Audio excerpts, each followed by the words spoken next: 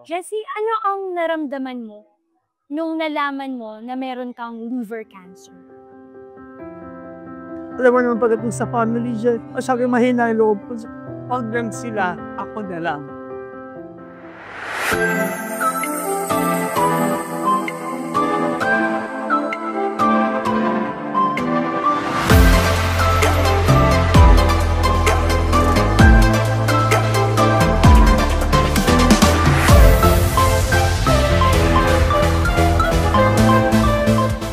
Hi, this is Jennifer Barino, your trusted financial consultant here in the UAE. And today, I am very happy, I'm very grateful na makakasama natin ang isa sa pinaka-close kong client and friend here in the UAE. Ngayon, i-share niya ang kanyang experience sa pagkaka-claim niya ng critical illness benefits from the insurance company. Ladies and gentlemen, please welcome Jessie. Hi, Jessie! Hi, Jen. Kumusta? Nice I'm okay. Good. Laban lang. Alam mo yan. Let's see if maganda pa rin like Oh, you. yes. Thank you. Sobrang salamat kasi you allowed me to interview you today. And i-share natin sa mga tao kung ano yung naging experience niyo dito sa UAE and especially sa critical illness benefit na nakaya. Jessie, pwede mo bang ikwento sa amin yung experience mo dito sa UAE as an overseas Filipino worker? Naku, Jen, ang haba ng kwentuhan to. Kasi being a OFW, alam mo naman bakit nandito tayo sa abroad. So, based on my experience, that was 1998, I was here in Dubai. Wow, and that's So, 20. I was 21 years old and to make it short, 26 total. 26 years here in the UAE. So, first job ko, I was in the service crew for 4 years. So, ang dami rin mga changes. Laging crew, after party host coordinator, at naging store supervisor. Wow, that's amazing. So, luckily, syempre, moving forward, naghahanap ka rin ng mas better company opportunity. So, nakita ko sa isang company na to, it's really a big help. So, nag-try lang by luck. So, thanks God, hindi ko rin akalain na magtrabaho ko dyan na ganun katagal for 22 years. So, Jessie, nung pumunta ka dito, you're at 2 weeks. Yeah. You started as a tourist, right? And Yes. sino ang kumuha sa'yo dito? Yung sahing kong abogada, Oh. napakabait. Kasi, ano siya kumbaga, gusto lang niya ako matulungan to change my life para maiba naman, makatulong din sa family. Kamusta yung life mo in the Philippines bago ka pumunta dito? Buhay Manila, it's okay. Pero, kasi iba pa rin yun sa abroad ka. Yung alam mo rin, na-enjoy ko rin masyado buhay ko sa Manila kasi meron naman kakayahan yung mga kamag-anak ko. So, kumbaga, at least, dinulungan nila ako na pumunta ng abroad as being a OFW. So, hindi naman ako napahiya sa kanila dahil maganda yung work experience ko din. So, yun ang pasalamat ko din na naging proud din sila sa akin ngayon dyan. Well, nakaka-proud talaga lahat ng overseas Filipino workers, including you and all of us na mga Filipino overseas workers. Kasi umaalis tayo sa sarili nating bansa at pumupunta tayo sa ibang bansa para makipagsapalaran, para magkaroon ng mas better opportunities. And speaking of better opportunity, na nandito ka na ngayon sa UAE, can you tell us your present situation sa company? Actually, sa present company ko ngayon, wow, it was very fantastic. Ilang taong ka na dito sa company? Sa company nito, it was 22 years. 22 years? Grabe. Pwede talaga yung matagal ka Jen, na. grabe talaga na bago niya ang buhay ko, Jen. Kumbaga, napamahal sa akin. Nung una, akala ko, sandalian lang eh. Kasi, minsan, di ba tayo, 2 to 4 years, okay na din eh. For 5 years, Okay, magre-retire na. kasi gusto mo iba naman. Pero siguro, nag-enjoy ako ng sobra. Tapos, nawala yung homesickness ko kasi I gained friends. Para naging family ko, dumating pa yung mga relatives ko. So, para naging normal ang buhay ko. So, tapos every off, party doon, party dito, inuman doon. Alam mo yun, buhay. So, yun yung naging lifestyle. Oo, parang pag walang pasok, you're going to meet your friends and then you go out, you and hindi ko naman kayo masisisi. Kasi talaga namang nakakalungkot ang mag-isa dito. Lalo pag wala ka talagang Totoo yun. Totoo yun. So, speaking of nasa naging lifestyle mo dati, ngayon, you were diagnosed with a critical illness. Yes, yeah. And ano yung tawag dun sa sakit? Actually, ang daming proseso dyan din nangyari sa akin sa hospital. Kailan ba siya nagsimula? Nag-start lang ito, sumasakit na yung tiyan ko. So, ang ginagawa ko lang nung una, ang problema kasi sa akin dyan, nag-medical, personal medical na meds lang. Gamot mo yung Since, lagi lang ako nag-pain reliever. So, that's it. Naging okay naman ako dyan. every time na masakit siya, take ka na. Nawawala. Kasi usually, pupunta ako lang ng clinic o ng hospital. Kasabihin lang naman sa akin na you take this painkiller o pain reliever. So, nagiging okay naman siya somehow. So, ganun lang din yung lifestyle ko. Tuloy pa din ang buhay. Wala namang naging tuloy-tuloy pa din.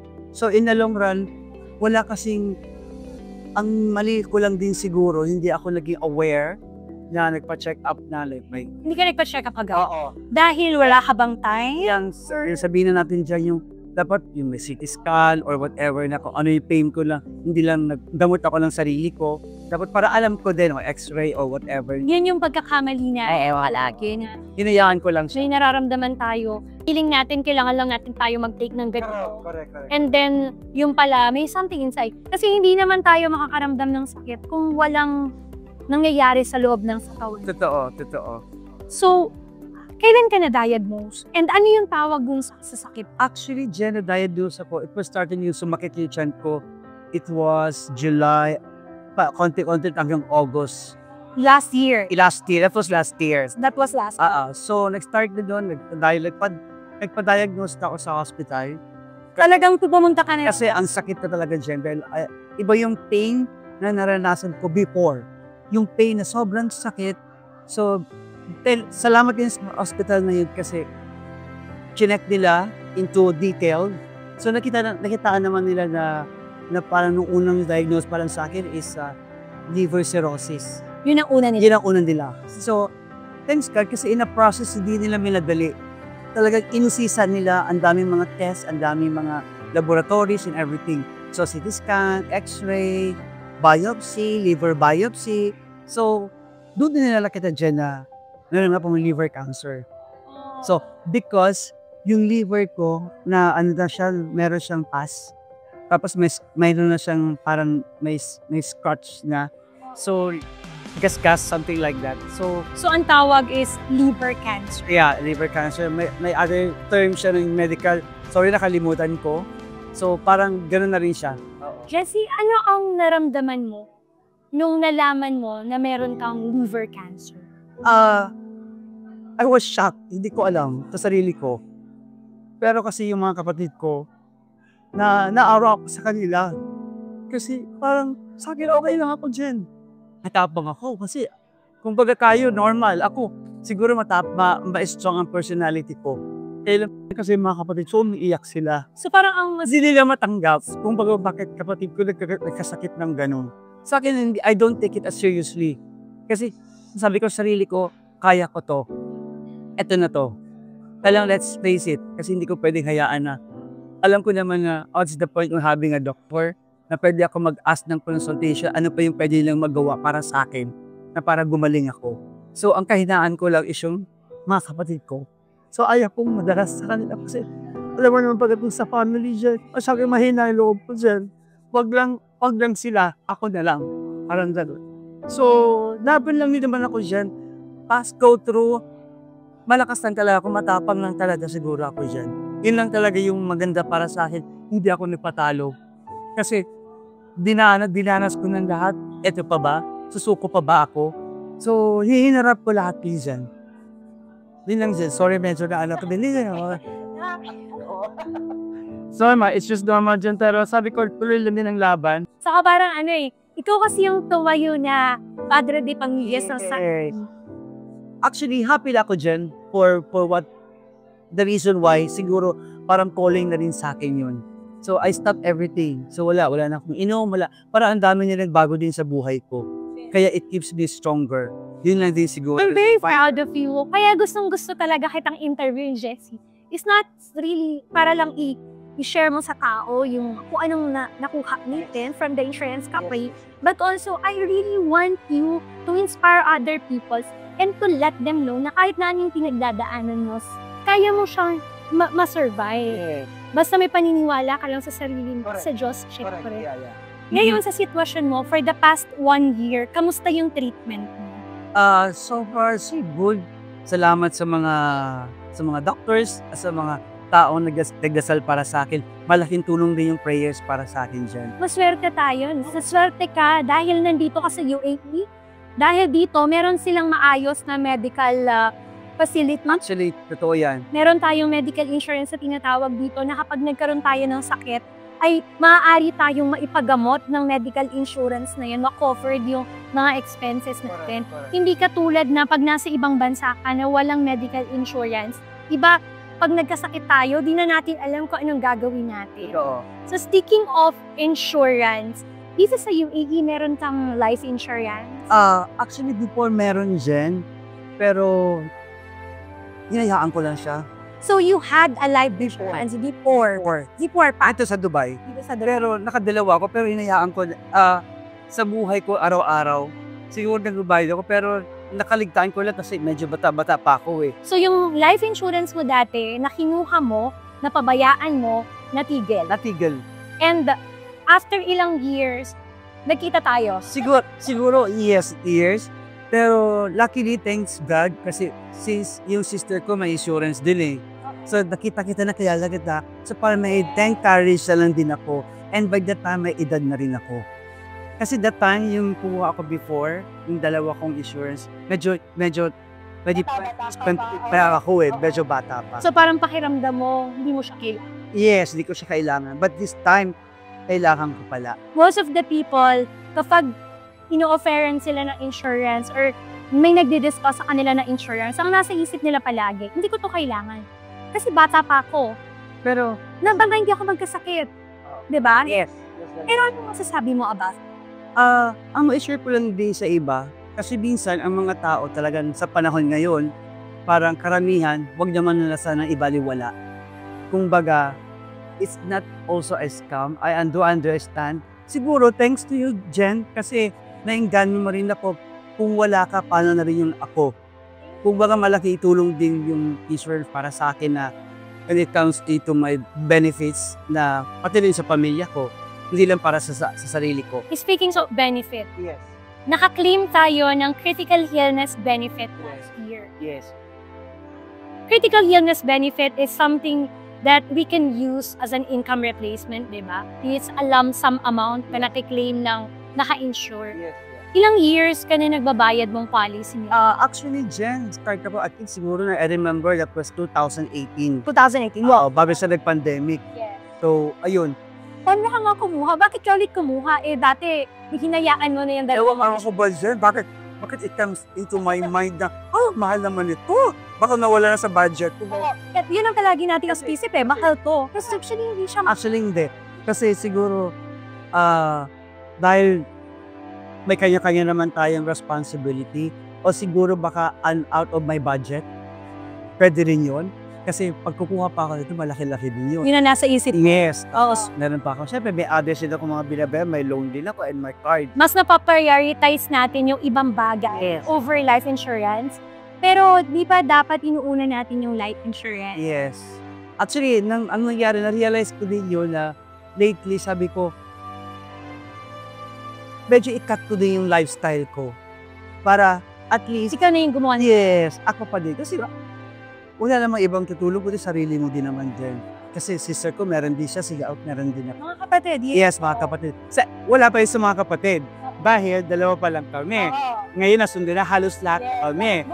Hindi. Thank you so Sorry for much. you now. Hindi lang pamilya nyo, pati mga Pati yung mga friends din. Thankful din ako kasi, kumbaga, na-encourage yung ibang mga friends kasi this is not only for myself. Para din naman sa lahat o sa kanila. Pagdating ng panahon when it comes into ayaw naman natin silang dumating na magkasakit din naman.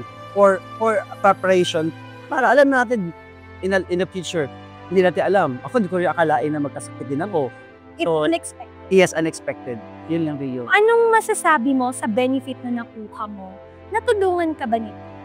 Ay, naku Jen, alam mo, honestly, nung time nung finances ko, parang nahirapan ako kasi, syempre, pag hindi ka naman mag-work, wala namang pera pumapasok. Paano na-diagnose ka ng critical illness, pumigil ka ng pagsatrabaho dahil na-confine, nag-undergo ka ng mga Yes, ang tagal din, mga almost 3 months to 4 months kasi like fixed kasi So, ang tagal. pwede labas pasok, pwede rin ako pumasok, pwede rin ako. So, And kapag hindi ka pumasok, ang galing din ng company kasi they're giving a chance. Pag hindi ka naman okay, you can stay and you can treat yourself sa hospital. yun ang maganda dito sa iyo. Yun ang makagandahan doon. So, Sagot ng company ang medical insurance, pero depende sa medical meron silang limit lang na pwedeng taken. So, This critical illness benefit. plus insurance ng company, plus, kasi malaking bagay ito, malaking pera ito, hindi ito basta-basta lang na, kaya malaking value talaga ang kailangan ng treatment ko. Saan yung nagamit ng critical illness? Ako honestly, sa personal ko, sa medication ko, sa mga meds ko din, at saka sa family ko din. So malaking tulong din to para sa akin at saka sa family ko din. You mentioned, di ba, na nag-start ka ng 2018. Yes. So, yung years ka lang siya ngayon. 6 years. More than 6 years, magpa 7 years. Pero nakutin na natin agad. Yes. At saka kagandahan din naman sa insurance ni Jay. Regardless pag once na nag-commit ka na, nakapag-sign ka na ata ng contract, di ba you are entitled? Yes, minimum of 3 months payment, pwede mo nang maklaim ang critical illness benefit. Of course, ayaw natin na magkaroon ng sakit just to get that amount of fruit.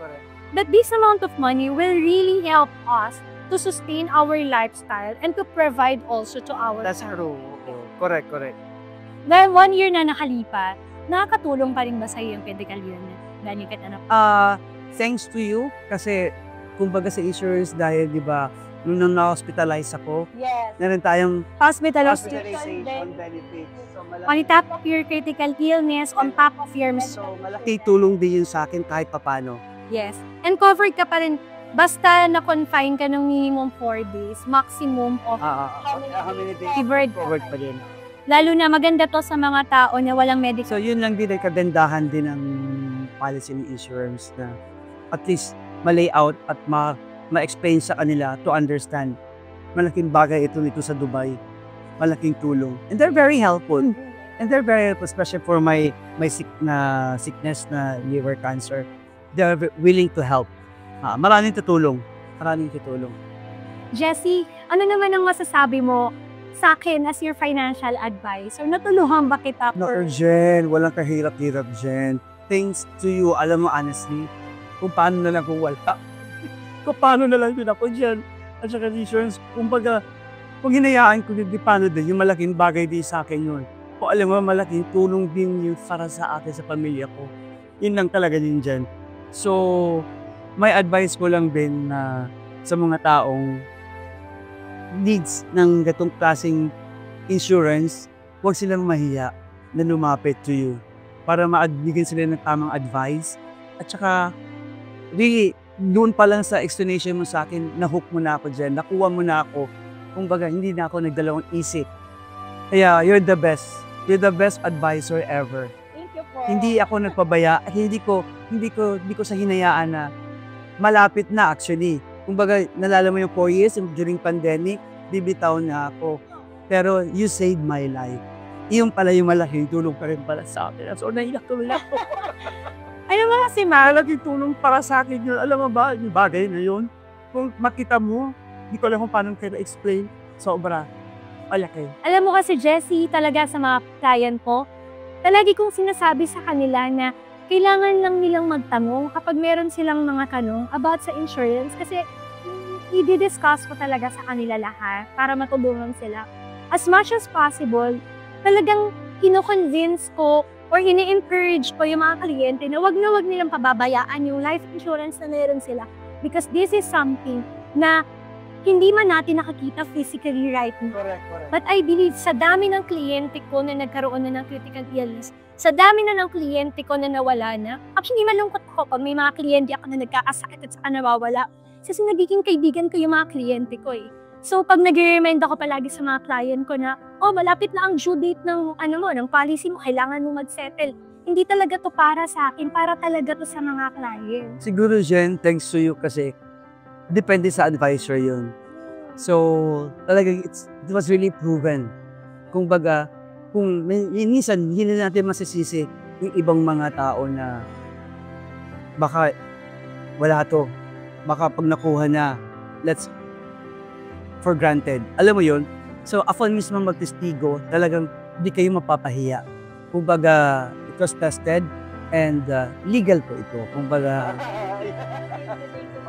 maayos po. Kumbaga, wala ako dito ngayon kung hindi dahil dito sa insurance policy din. Kaya po tuloy lang din ako sa lumalaban. Jessie, before we end our interview, what can you say to your company for the past 22 years na tinutulungan kanila, sinusupport kanila, binibigyan kanila ng sweldo. And of course, ikaw, sa kanila, na nagbibigay ka ng magandang sales. What can you say to your family? Ako naman for the company, Jen, siguro kung hindi ko mahal, di ako mag-stay ng 22 years. Sobrang napamahal sa akin ang company ko. It is sinaging life. Hindi na doon ng buhay ko. Siguro without my company, hindi ko nakita ang would-grow. At least, they give me opportunity. Yes, naka-travel. Every year, I travel to Europe, the US, everywhere in the world. Nakita ko ng mga places thanks to the company. At saka dati, di ba, makeup artist ako. Malaking tulong din sa akin na pinapadala din sa ibang mga lugar. So, aside pa may personal travels. So, ang ganda din ng naging work experience. So, kaya sabi ko lumaban ako at magtagal pa ako sa company ko. Sana hindi rin sila magsawa dahil ako hindi nagsasawa sa kanila. At saka napakabuting company sila dahil kahit sa sitwasyon kong ito, andito pa rin ako. Pwede pa rin ako pumasok at magpagaling, pasok at sana huwag sila magsawa, tumulong. Doon lang ang pasalamat ko sa kanila. At saka kay Lord, kung hindi rin kay Lord at saka sa mga taong nagdarasal para sa akin, yung mga colleagues ko na full support, emotionally, financially, na nandiyan sila for me. Ang saya, ang sarap. At least, Jen, buhay pa man ako, nakikita ko na kung sino nagmamahal sa akin. Kaysa namatay ako, saka sila magsasabi na yung needs help, wala na ako. So, may mga tao talaga na they're willing to help without asking for anything.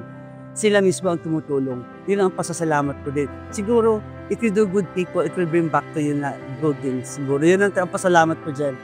Ano naman ang masasabi mo sa mga kapatid mo? Sa family ko, wala na rin sila siguro masabi sa akin.